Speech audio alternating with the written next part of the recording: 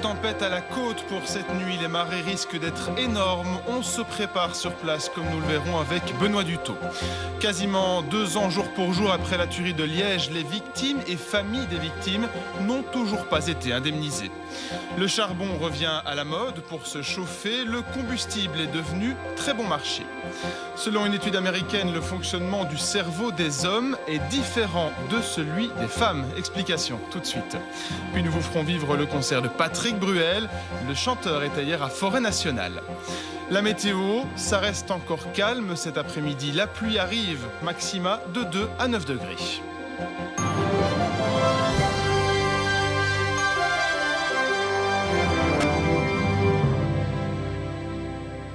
Madame, monsieur, bonjour. La côte belge se prépare à une tempête sans précédent. 60 ans qu'on n'a plus connu ça. Nous ferons le point en direct avec nos équipes déployées à la côte, mais aussi au port d'Anvers, où des vagues énormes sont attendues la nuit prochaine. L'amplitude des vagues devrait dépasser les 6 mètres. On va rejoindre tout de suite Benoît Dutot qui nous attend à Blankenberg. Bonjour.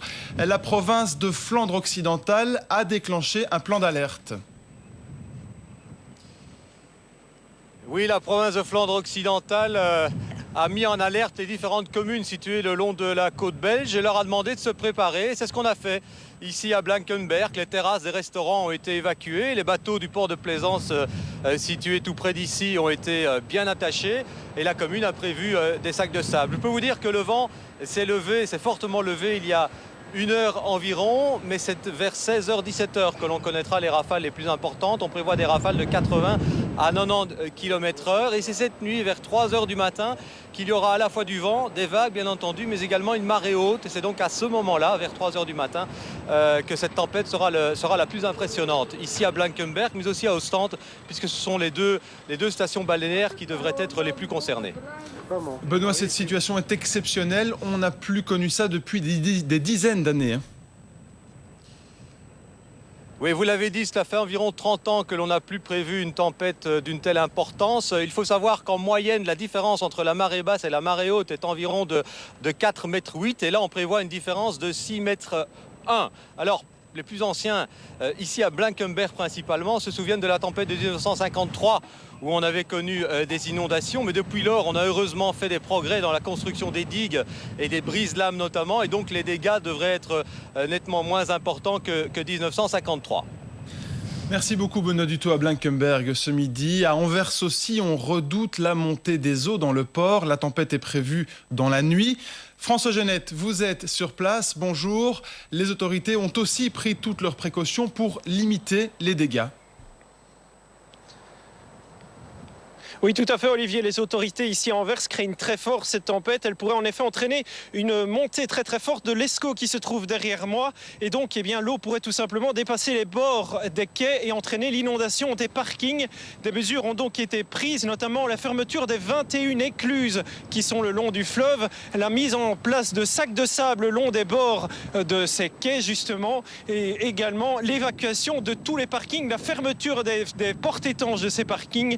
Voilà ce qu'on peut dire pour l'instant au niveau des mesures qui vont être prises. Et voyons en détail justement le détail des mesures que l'on peut prendre en cas de montée brutale des eaux. C'est un reportage de François Genette avec Denis Caudron. Le vent ne souffle pas encore fort ici à Anvers. Pourtant, les autorités de la ville sont déjà en état de veille. Elles se préparent à une nuit agitée. D'un côté, c'est la tempête, mais d'autre côté, c'est aussi le niveau de l'Escaut qui est très élevé pour le moment. Et le moment le plus haut va être à vendredi 5 h le matin, où on estime qu'on va avoir une hauteur plus que 7 mètres. L'Escaut risque donc de fort monter. Les parkings vont être inondés. Il a donc été demandé aux automobilistes d'évacuer les abords du fleuve. Tous les parkings qui sont entre l'Escaut et le mur qui protège la ville, on demande tous les automobilistes d'enlever les voitures pour ne pas avoir des voitures abîmées. Les portes étanches des parkings vont également être fermées pour empêcher l'eau d'entrer dans la ville. Et le long des quais, des sacs de sable vont être placés. On a quand même un plan d'urgence pour tout ce qui est inondation et on active ça aussi en préalerte.